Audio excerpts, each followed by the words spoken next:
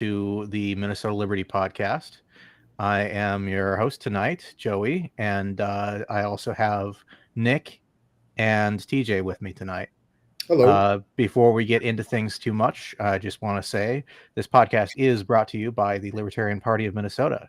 And if you want to go to lpmn.org, check us out, donate, join our party, check out our events. We've got a convention coming up this weekend. Might be a little late to register for that now, but in case you want to be involved next year, think about that. How you guys doing tonight? Good. How are you doing, Joey? Good. Nick? Good. Yeah. Nice to see you both. Excited for this weekend. Yes.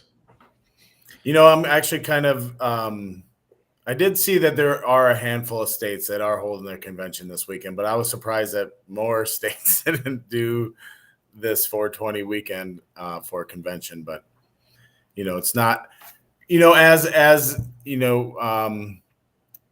I don't know what the term is, but kind of how this Mises Caucus thing came about. This kind of was one of the things that turned me on to the Mises Caucus thing, was that, pot should be legal and nobody should be put in a cage for smoking pot or possessing pot, but it's not about life. You know what I'm saying? You don't need to be just like make it all about your life and maintain your other duties, your family for sure, and your job and whatnot. And don't let marijuana or cannabis take over your life.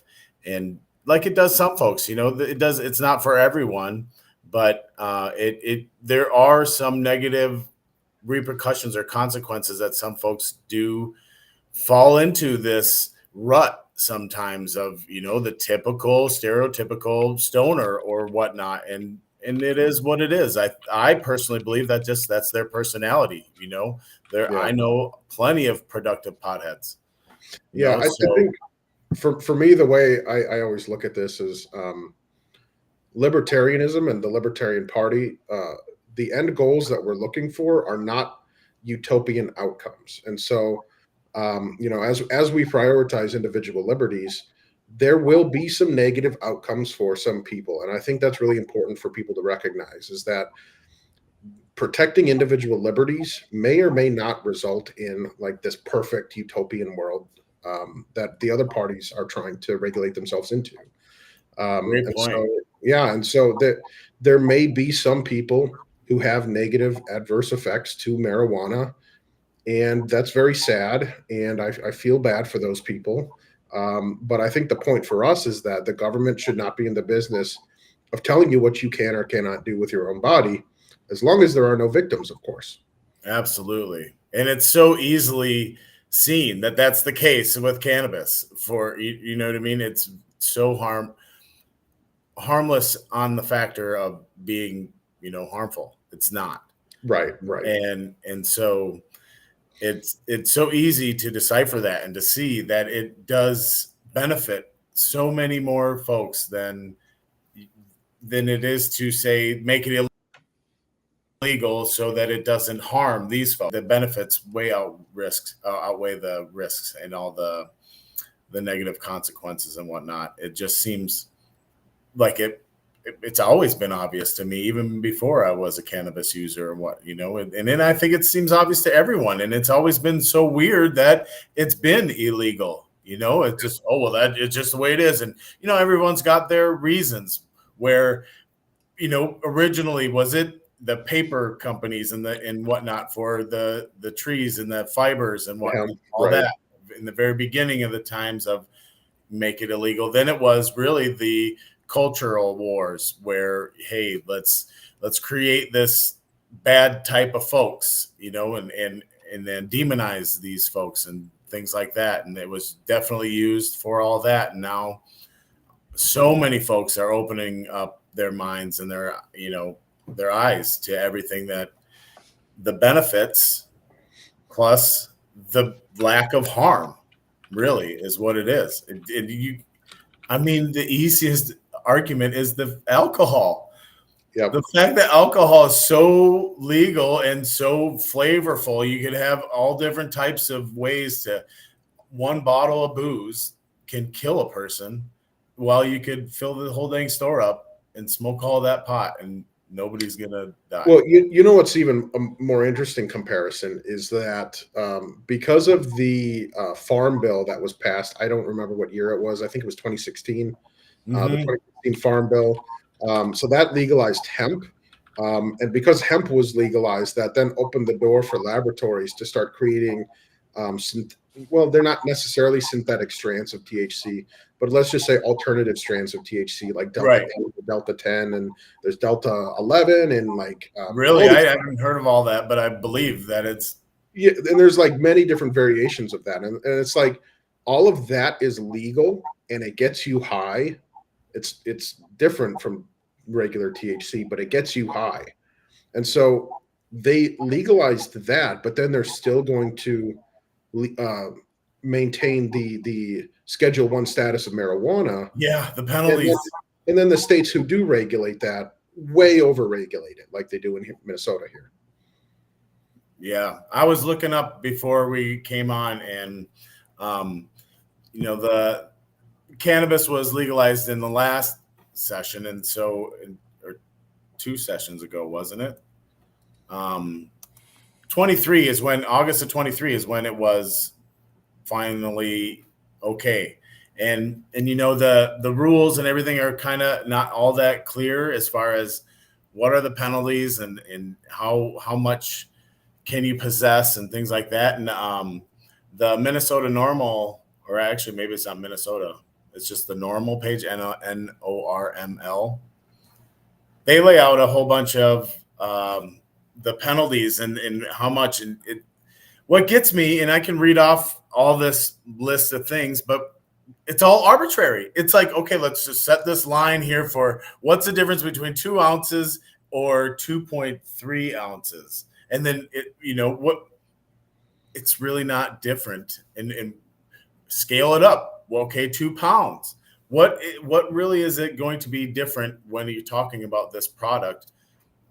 I don't know. I just wanted to, and I'd like to know really. We talk about legalization or decriminalization. I want it to have no penalties. It's a damn plant. You know what I mean? Like you can fill up your backyard with tomatoes and nobody's going to say anything about that. I've heard multiple people say now that they would have preferred decriminalization to legalization because the legalization process has now given Minnesota legislators the power to create these insane policies across the board. Like, for example, I had walked into one of my local tobacco shops. This was a few weeks ago now.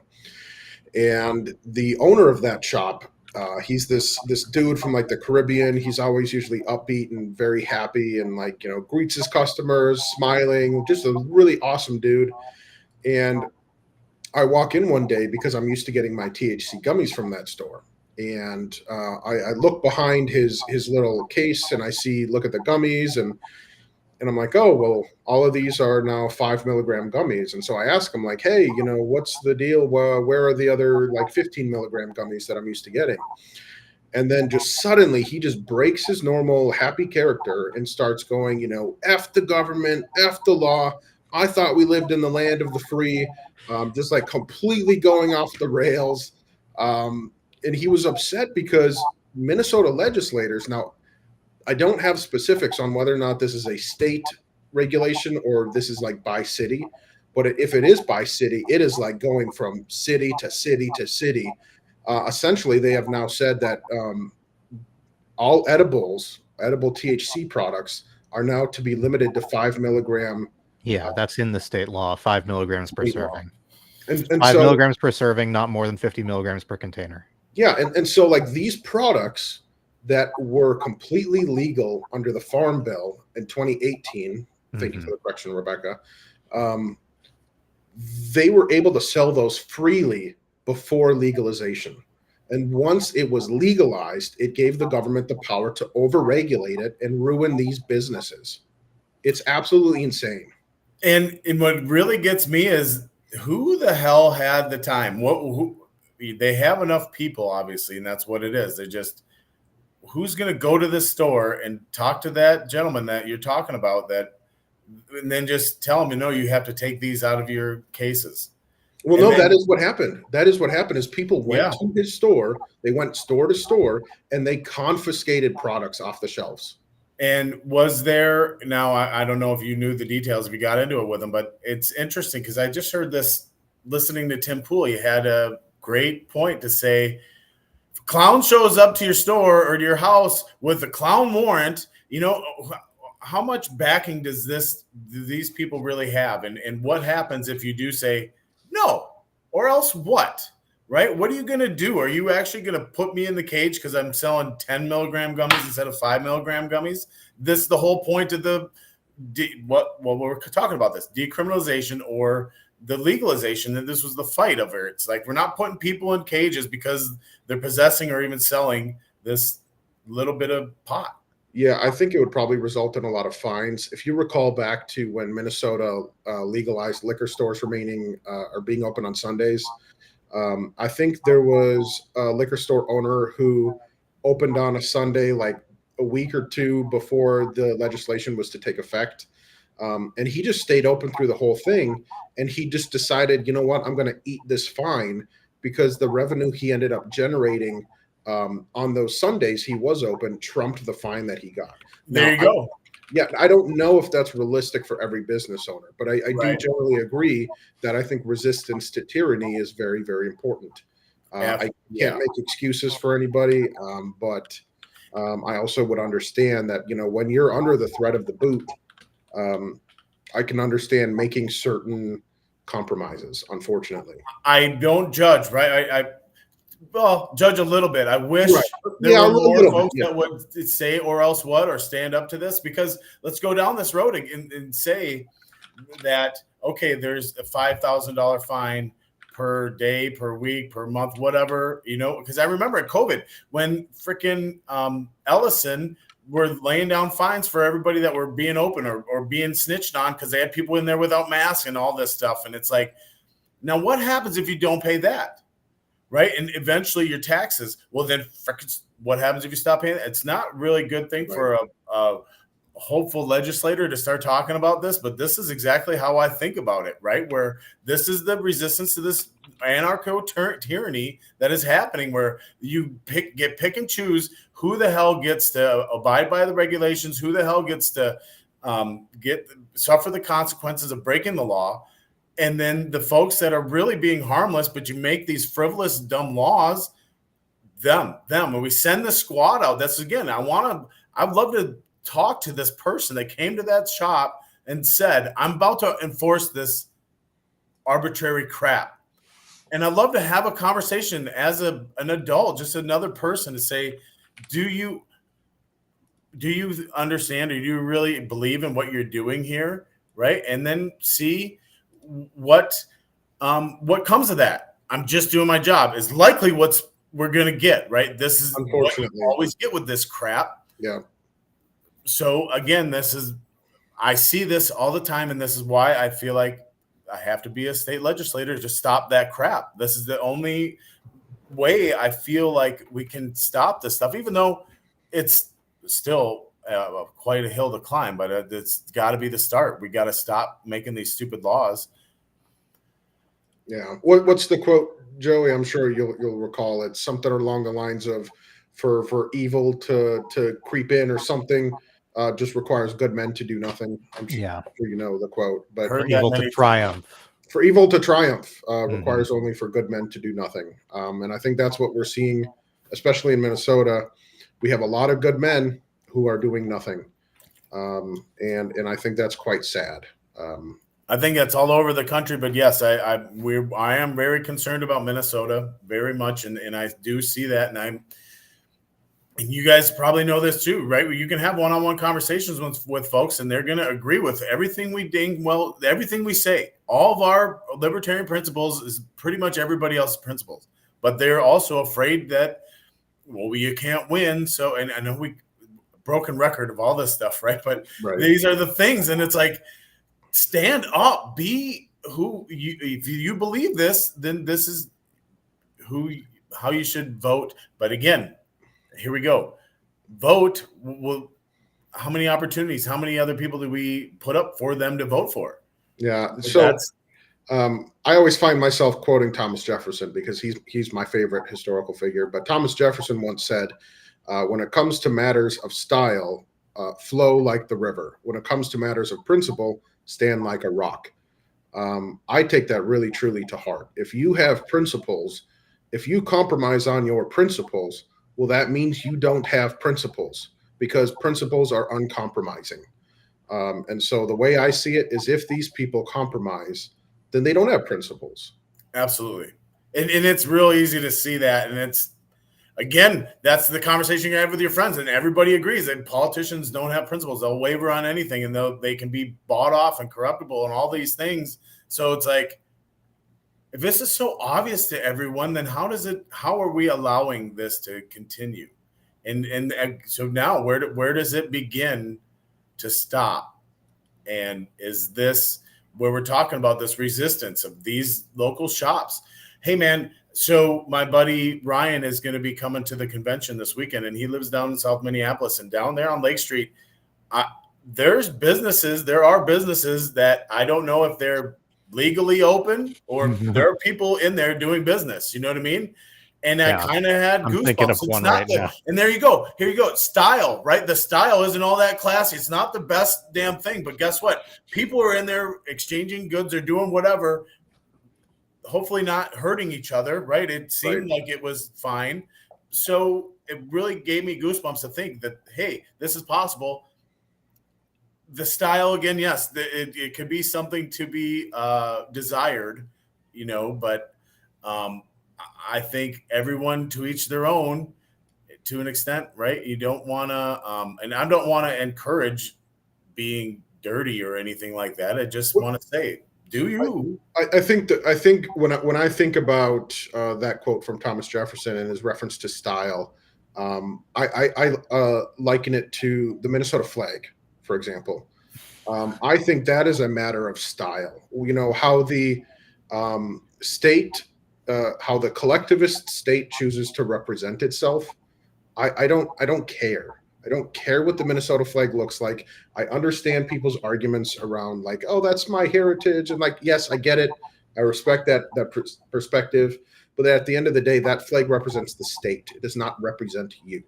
There are more important things to hold rallies at the Capitol about. I wasn't going to say, but I agree. Yes. Yes. That is a plug for, well, if somebody's a frequent watcher, they'll know what we're talking about. Yeah. I did want to bring up though. So I got into this mini conversation on Twitter with somebody, and this is going back to marijuana here. It was interesting to me. So first of all, it's the original post was from this legislator. He said, "I'll never be an advocate for legalizing pot."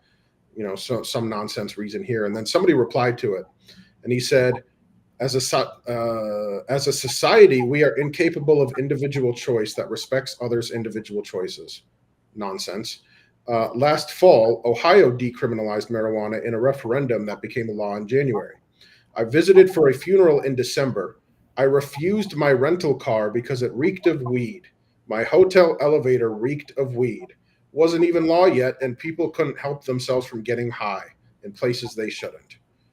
Essentially, this person is saying that we should not legalize weed because he wanted to rent a car and it smelled of marijuana. And so I find it very interesting that these people who pretend to be conservative and AKA small limited government. Principled, like you're saying. Exactly. They pretend to be principled, suddenly forget what rights are because he faced a minor inconvenience of his rental car smelling a way he didn't want it to smell. Now, listen, I don't like the smell of certain things. If I went to a rental car and it smelled like shit, I wouldn't rent that either. So like, I'm not disrespecting his personal preference, but the fact that he framed it as such that he believed renting a car was his right and his right trumped that of a marijuana smoker, I found that to be very entertaining, at the least. And it's not particularly that the marijuana smoker that left the car that way. He's an asshole. Yes, that's the person's a jerk, right? And we're gonna have jerks. And we don't condone that whatsoever, right? It's not his property. He should not when I have was a done cigarette that. smoker and I see people littering cigarette butts all the time, it's like, you give me a bad name. And I hate it that folks look at me that I'm a cigarette smoker and say, I'm the jerk, but I'm not. I properly put away my trash every time, but it's still, folks do that. Just same thing. Marijuana smokers, they should be respectful, but dag nabbit, it's not that big a deal. Now, it would be annoying. Sure, I would definitely return the car. I actually have got a car when same thing happened to me in Washington. My car totally reeked like pot, and I had colleagues get in my car and they're like, "Oh, damn, TJ, what you up to?" And it's like, honestly, this isn't me, but shoulda, woulda, coulda kind of thing. But it wasn't me. But it didn't bother me all that much. Like it would some folks, my wife doesn't like the smell. And so I understand. Yeah. His personal preference is respectable and understandable. It's just the way that he framed it as being like, oh, it's my right to it's my right to rent a car. And because it smelled like pot, that means we shouldn't legalize it. Legal, like, right. Whoa. That's apples and oranges there, man. That's not, you don't make absolutely. something illegal because of that inconvenience. Exactly. I do also want to say that I think, and this is something that I get when I talk to people who are more socially conservative than I am. There's this idea that there are some things you just don't do in public. And if you're the sort of person who's willing to do them in public, then anything you want must not be in the best interest of society or something like that. Yeah, I kind of understand what you're saying. It's not. There are more logical leaps happening in the background than what is evident just by reading the text. Yeah, no, that makes, I do get that, and I do. It's like you're stereotyping or whatnot. You know what I mean? Where you're just guilt by association. Yeah, the kind of person who would smoke pot in an elevator or in a rental car and then not get rid of the smell before returning it.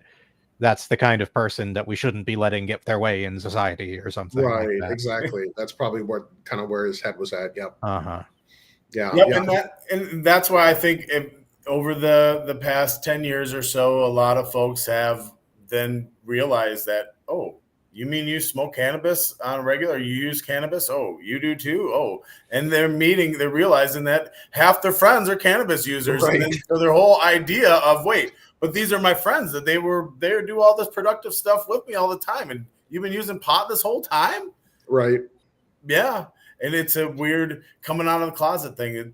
I totally did. My job, really, my career field, there's not a lot of weed heads. Literally, actually, was said once in a pre-construction meeting. We can't have the weed heads. It's like, all right, dude. It's just they live in a box or whatever, and okay, but eventually they're gonna. It's chipping away. Yeah. No, I have so me and my buddy are both software developers, and I had gotten into cannabis around like 2017, 2018, maybe. Well, I think it was, around that time, I suppose.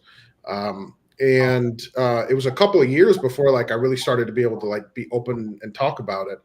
And one day, when I went over to my buddy's place, I just brought him a joint, and he was like super thankful. Like he's like very interested in like smoking pot. And so I was like, oh, okay, yeah, it's very normal. It's very common. A lot more than I think people would think.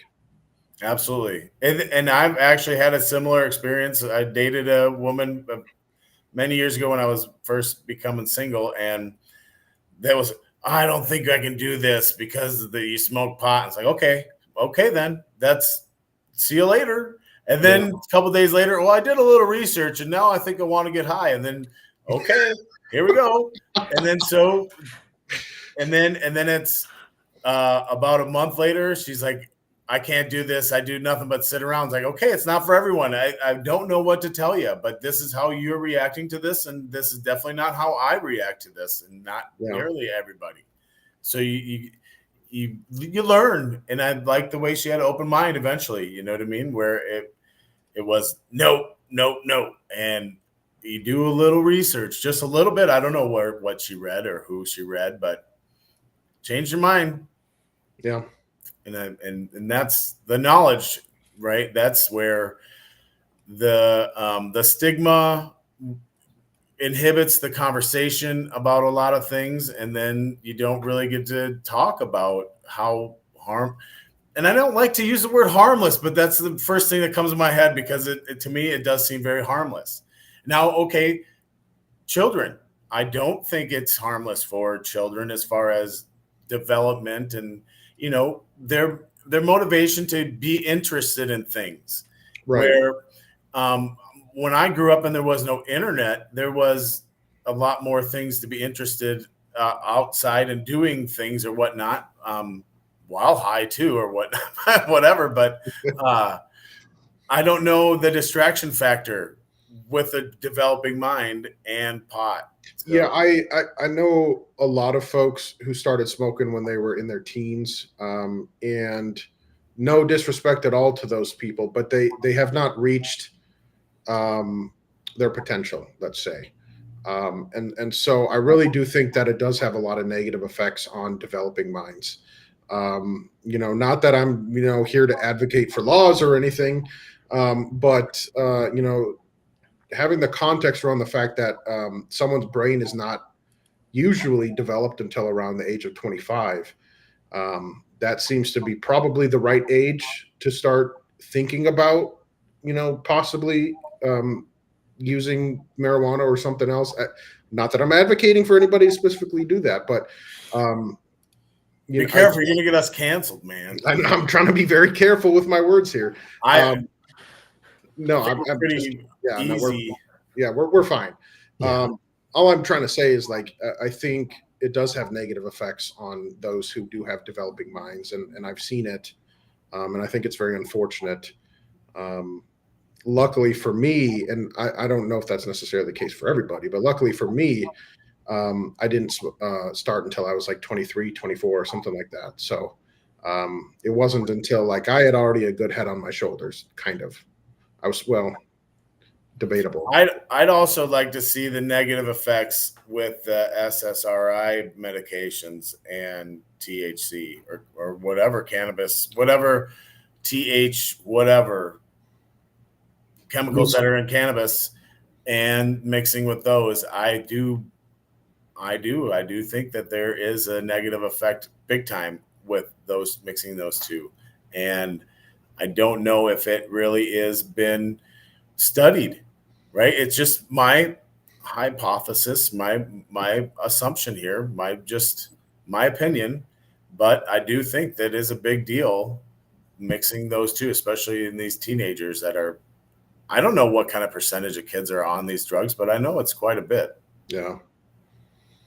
And so correlation, causation stuff. Yeah. I don't believe all statistics and all these things I try to make my own decision on seeing whatever data. And I think you two are also very smart in doing that kind of stuff, where you don't just let somebody present something and say, this is what this means. It's like, man, wait a second. It's so easy to pick this shit apart sometimes, where you're just zooming in on a graph and on the X and Y, like, yeah, you really get away with this. And people do. When, you got 2 million people eyes on it, there's going to be some idiots in that crowd that will that's what led me to libertarianism, was just doing my own research. And, like, let's not even call it research. Let's just call it reading. I did reading instead of listening to the news. And I'm like, oh, wait, what they're telling me isn't true. Man. And then I realized, oh, wait, that's everywhere. It's everywhere. They're lying everywhere about everything. Yes. It's just the head started spinning when he started. Did you see the UFC guy talk about Mises I think this weekend? He knocked somebody out and then went right up to the microphone and just, free market motherfucker, and all this stuff like that. I mean, it was nuts, man. He went viral. You guys should look this up. I haven't seen that. It was pretty good. I don't remember his name, so I hate that I brought it up, but I know that if there are folks watching, that definitely know what I'm talking about. Yeah. And Dave Smith reposted it and was like, I didn't realize that this guy was going to be our for, that's a whole crowd of, I don't know, free thinkers, independent thinkers, whatever, but folks that are pretty pissed off at the government. You know what I mean? So if those kind of folks really need the guidance and read some of this stuff to really understand, blaming corporations for inflation and this for this and whatever. And it's like, there's a better understanding that really makes perfect sense when you listen to these guys. Well, it's actually interesting. So I stopped into another tobacco shop today before I came up here. And I was speaking with like the sales lady, and I had gotten like 8 THC drinks. I was gonna, I'm bringing some of those up to convention. And she was mentioning how she has now heard that the Minnesota legislators are now also going to come for those THC drinks. The same way they've came for the gummies, they're going to come for the drinks. And so then she was starting to, talk similarly to this other guy. And she even brought up the founding fathers. And I'm like, you are speaking my language. Keep going. Sorry. Yeah, no. And she was talking about how, the founding fathers did not intend for this. And like the way we're taxed is like absolutely crazy. And the way she looks, like she does not look like somebody who would talk this way. And so I just find it very interesting how there seems to be this spiritual awakening, so to speak, kind of across the board, especially among those working in industries that are now heavily regulated by the government, specifically dealing with the THC. And I find that to be a bit of a white pill, very hopeful. Yeah, absolutely. And that pill I swallowed a while ago thinking that's why I wanted to run in 22. I thought, people are ready. People are waking up. And I just got a little early, but I really do think that it's going, man. Can have a lot of talk. So pulled this, I grabbed this site up on that normal. Actually, this is under the Minnesota Department of Revenue is actually the agency that's in charge of regulating at least the license, the taxes and things. Yeah, I think that's temporary until they stand up a regulatory body. But yeah, I think that's currently the case. Application fees, $5,000, $10,000, just for application fee. Yeah. Right. And those are non-refundable. Right. Yeah. Any application fee you have, and renewal license prohibitive fees, initial license fee, $20,000. So this is for a cannabis cultivator. Application fee, $10,000, initial license fee, $20,000, renewal license fee, $30,000.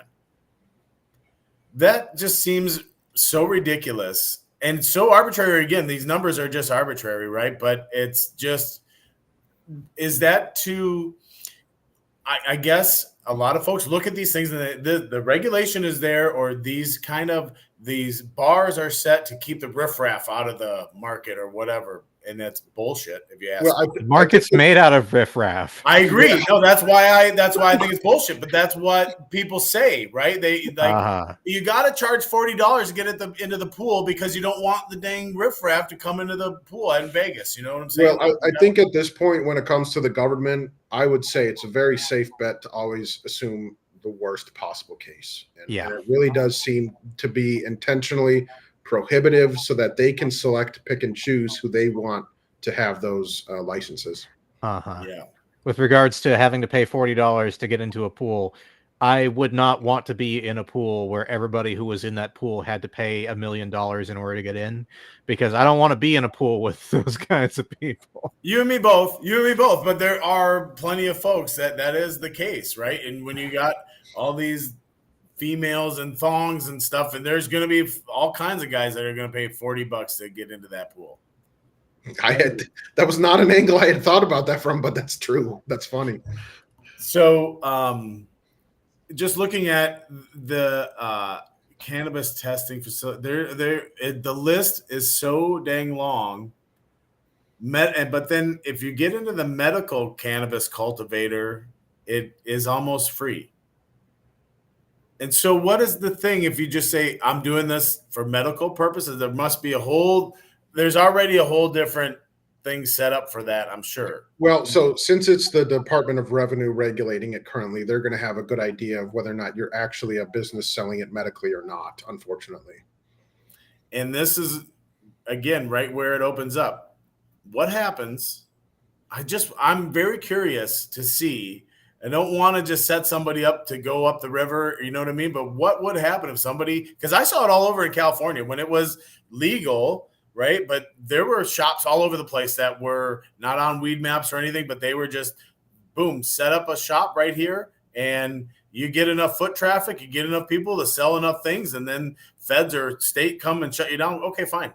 Right? Just like you're saying, I'm going to eat the fine because I get enough business to do this. So where is that possible? Plus the rules of, giving your friends 2 ounces is just fine. And then, what's to say I didn't just sell you a t-shirt for $60 and then you got a weed cartridge with it or something, you know what I mean? Where these loopholes are also really good gray market, maybe we want to call it that, or, I think that's a great way for free market enterprise to just go ahead.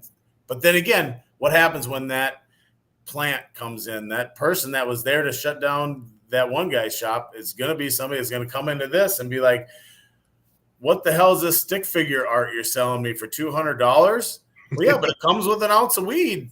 That's your gift. And it's like, wait a second. And then can you get shut down? I don't know. I think he would be sued, probably by the state. I could believe that they'd come in there with badges and guns and say, you can't operate this business. And by the way, here's your court date. You're right. I did just say that assume always worst case scenario when it comes to government. Yeah. Uh-huh. I don't know, man. You're selling art, man. You're LLC for selling art. You're set up legally for this business.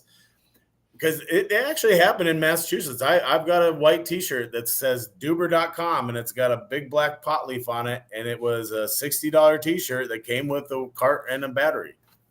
Well, that's funny. It was delivered to my hotel in Boston. And so I've met a guy named Hammerhead, and in Washington when it was first legal, just Googled and found a phone number, called it, and they all code names, right? I forgot the one girl that answered the phone. She's like, well, I got Hammerhead will be in South Seattle at this time. And then all of a sudden he texts me, and then a meet spot. He's got a tackle box with all kinds that are wrapped. They're not like, you just get a baggie of weed from your buddy. These are products that would normally sell in a store, already packaged and everything that he had. I'm just sitting in his Subaru. You know what I mean? I love that stuff. That is what free market to me is all about. But why can't he just set up a damn store? Which now he can, but the dang regulations you got to go through when, man, he's going to have to sell his Subaru in order to fund the non-refundable application fee. Right. And this is where if they want to talk about reparations and, they want the social equity, there it is right there. The social equity that they want to put into this law, this is the community that could benefit the most from just total deregulation. Let them have at it. Now, here you go. Here's where the conservatives are going to say, but you're going to be violent and whatnot. If you're violent, you're freaking breaking the law. Right? If you're violent with someone, that's a different law. Okay. These where folks need to understand that not every drug user, seller, whatever is a violent criminal. Those folks need to be dealt with. And those folks that are violent should be dealt with. Yeah. That's a real huge one, actually, that folks just assume that because cartels are freaking chopping people's heads off, that every drug dealer is a freaking violent maniac. And it's absolutely not true. Every drug dealer I've met is like this squirmy, skinny little like antisocial, not antisocial in even necessarily a bad way, but just, introverted and kind of hangs at home, plays video games. It's like these are not violent people. Not at all. I'm sure some are. I'm not going to say it's not ever the case, but like, no, these are just like nice, normal people doing a job. In fact, doing a service, and they have voluntary customers that come and pay them for their product. Like this is It's not hurting anybody. Absolutely, man. And I think the legalization to be able to grow 8 plants, hey, that's pretty good. One individual having 8 plants is quite a bit of pot. You know, you can harvest quite a bit of weed with 8 plants. Anyways, then the ability, the innovation that is possible there. That's where I'm excited about. Anybody can just start growing this in their backyard and crossbreed. I mean, that's where cannabis really is cool with cloning things and doing, you know, all that. It's a really cool plant when it comes to, man, I blank on the word of what it is for Horticulture. Is it horticulture when you do that kind of grafting and all that stuff? Yep. Yeah, where I think it's really fun. I'm looking forward to getting into this stuff, even though I've said it for the last year and I still haven't done it. I really want to. I've seen all these people on Facebook that are growing all kinds of really cool stuff. I'm really interested in the plant aspect, right? But in making it grow. But I think like I said, the innovation, all the different people that can do this now and have their own little strains and again, is it strands or strains? I don't know if it's what. I think it's strains. Yeah. Okay. This reminds me though of so when they made hemp legal through the Farm Bill, so we now have a bunch of farms growing hemp, and one of the most insane things that I learned about what's going on in that industry is that if your hemp crop contains over the legal allowed limit of THC, they force you to destroy your entire harvest. And that to me is absolute insanity. Not only is that devastating to the business owner, but that's just a massive loss of labor and profit and livelihood for that business owner. They have done all the work to cultivate this crop, and because its natural contents of a certain chemical is above what the government says is allowed, they are then forced to burn their entire crop. And that to me is absolutely insane. Oh, it makes me sick. Because again, the enforcement there, then it's like, are you really going to take bulldozers or flamethrowers and really burn this whole crop down or take it down or what? Or, because if they tell you got to do it, it's like, no, or else what? Right? Because who in the right mind has the energy or the idea or the gumption to actually go forward and do this? This is the whole thing about the Second Amendment, guns. Who the F has the balls to come and take my guns? Your guns or your guns. I know every single one of our guns are safe, or someone's going to stack up, right? Remember that kid that was in that debate? It's the same thing. It's like, is there somebody that's really got the balls to come and destroy someone's hemp field? Apparently there are. They're just doing their job, but it really freaking blows my mind. Yeah, that whole I'm just doing my job trope. I mean, it's just a way to dismiss your own individual responsibility. Say, I'm not responsible for my actions. The government's responsible. I'm just doing what I'm told. Yeah. And it's a paycheck. And if I got a family to feed and things like that, where I don't want to say I'm a hypocrite, but I do feel like I'm somewhat of a hypocrite. I'm a dang military contractor, man. I work for the military industrial complex, right? And I have for almost 20 years. And so I do feel a little bit of guilt there, whatever, but I get to talk to a lot of these folks in the military that I get to preach libertarian stuff to them all the time. And it's important because those are the folks that could be right there enforcing this shit that needs to not be enforced, right? That's where I do have, TC and I can go back and forth on this, and a lot of libertarians can go back and forth on this. Like, who do you think is actually going to be coming to take our guns? I don't know. I'd really like to see, because I don't think much of the law enforcement that I know of would, but there's plenty that I don't know of, I'm sure. Yeah, but there have been many red flag cases that have been enforced. And it seems to me that most of the cops do it gleefully. And they don't always end peacefully. Sometimes they do end in a shootout. Mm-hmm. Yeah, I do think that there is that where these folks, some of these are, and again, they're not a good cop if they're into that. That's the thing. Right. I would say they're not a good cop if they're treating this as they're gleefully doing this shit. Depending now, granted, they're in their mind the reasoning, and you could say this person is really dangerous. They should have their guns taken away. It's like, all right, it's a police. Well, again, this is what we're talking about. Somebody's already taken their guns, and that's, I guess, the individual situation is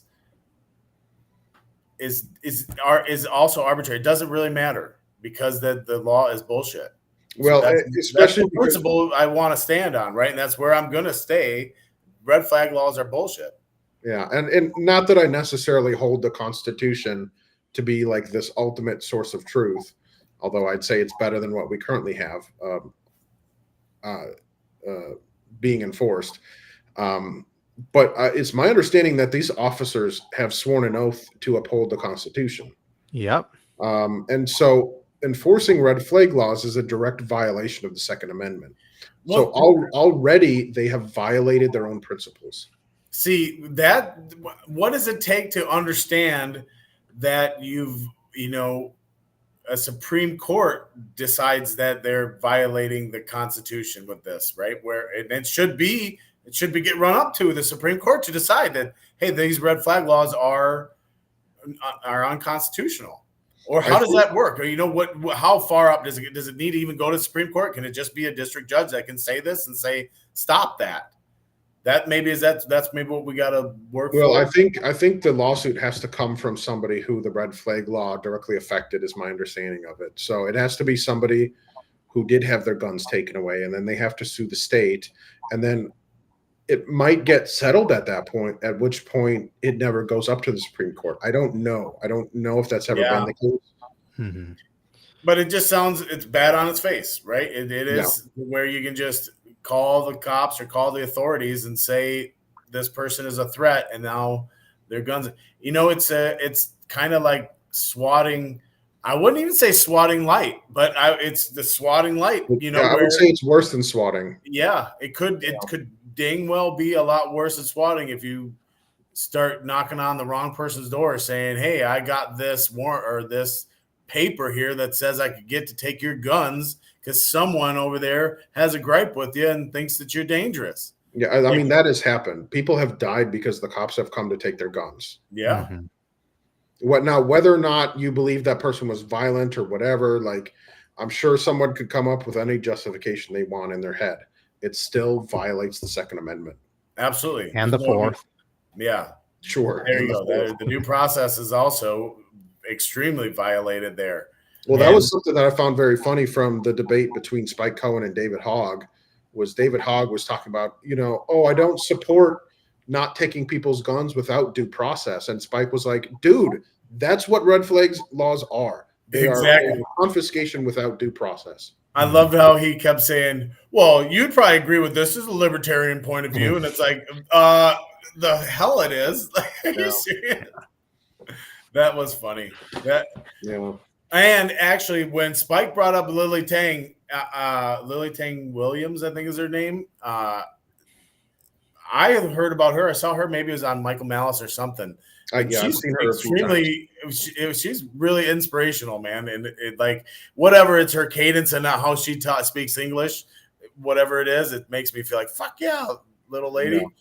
Yeah. When he mentioned her, I was like, oh, that's awesome. And then all of a sudden, I hear her voice in the line, and she's like, she totally had him speechless because that's exactly what it is. And this is where a well-regulated militia. I don't give a shit what anybody wants to say. This is the fact that we need to be able to defend ourselves from a tyrannical government, man. That's bottom line. This is an interesting point you bring up about the well-regulated part of the Constitution, because it is my understanding that back when that was written, well-regulated meant to make regular, not necessarily for the government to impose rules and restrictions upon. Trained, maintained, capable. Yes, to make capable, essentially. And so one of the things that I continue to gripe on, like over and over and over again with folks, is the twisting and the mutation intentionally of language in order to confuse people. Yeah, exactly. And so it is my belief that the government over time has intentionally twisted the meaning of the word regulation in their favor.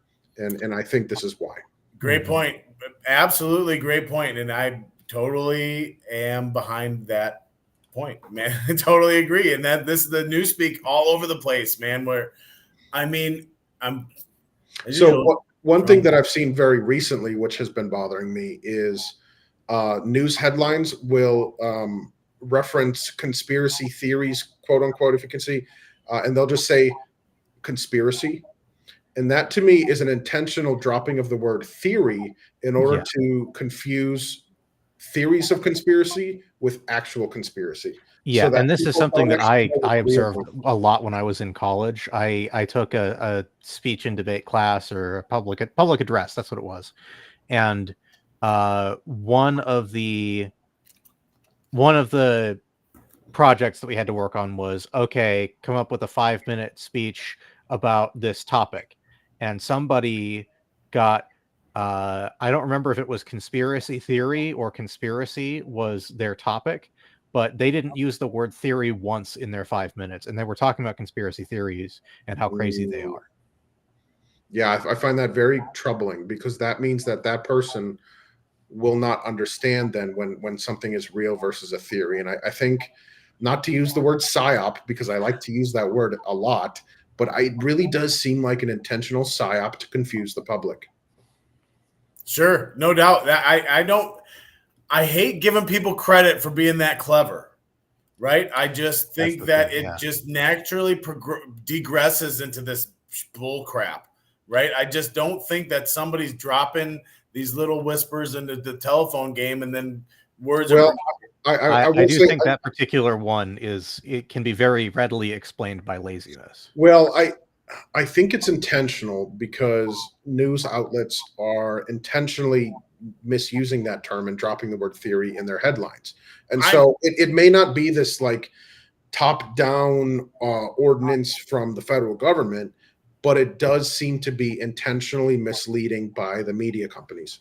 Yeah, and I've also convinced that the CIA and FBI have total control, but they are absolutely influencing local news, even, you know what I mean, and all the different headlines and all the different news to then repeat, and then these things are getting ingrained in our heads. Man, you see that one video of all the local, the two at Fox 9, and then Care 11 also, and then Wisconsin, and then Kenosha, whatever. And it's all the people saying the same shit. Yeah, and it turns out that they're all owned by the same one or two media conglomerates. Well, that's it could also be just as easily explained, and in many other circumstances it's just a standalone complex. All these people think alike, because if they didn't think alike, they would have gotten filtered out and they wouldn't be there in the first place. It's possible. And because they think alike, it's like, oh, well, here's a new piece of information. Well, this is my hot take about it. And it's the same hot take that everybody else has about it, because we all agree. Well, I would say that's probably slightly different from what TJ's referencing, because the videos he's referencing, that is the exact words. Yeah, that is exact words, and that's right.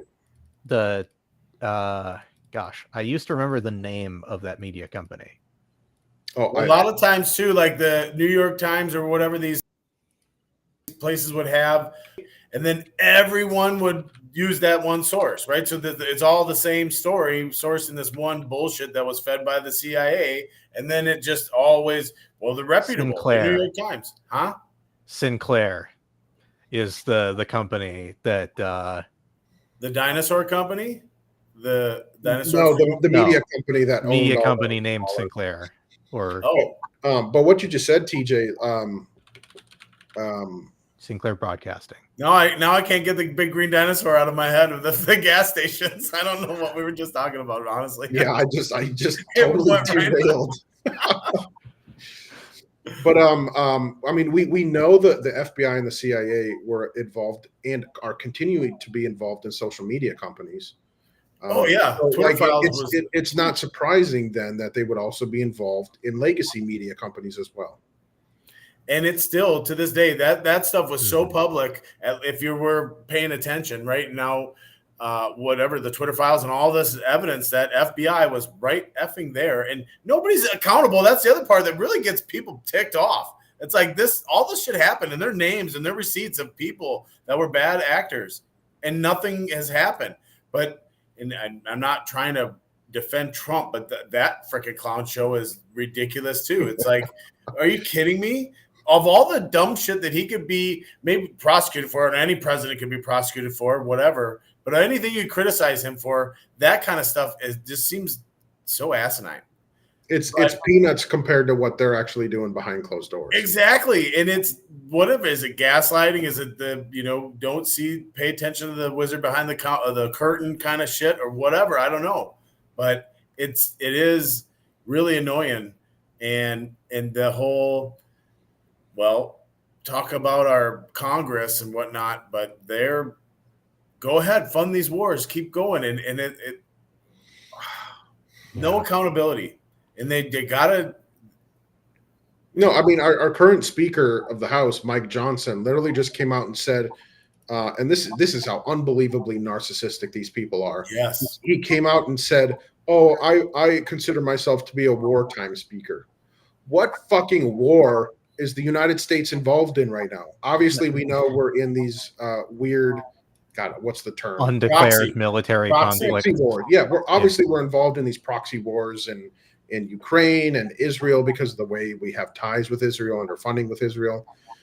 So like those wars exist, and there's some tension between Taiwan and China. But how ridiculous for an American legislator to claim that they are a wartime anything when they have not declared war. Exactly. As the only body in this country actually eligible to do so. There's no declaration of war. We're not directly involved in these military conflicts. Now we do have military conflicts all over the world that we are directly involved. Yeah. Is he referencing those ones? Like, is he referencing the fact that we're bombing children in Yemen?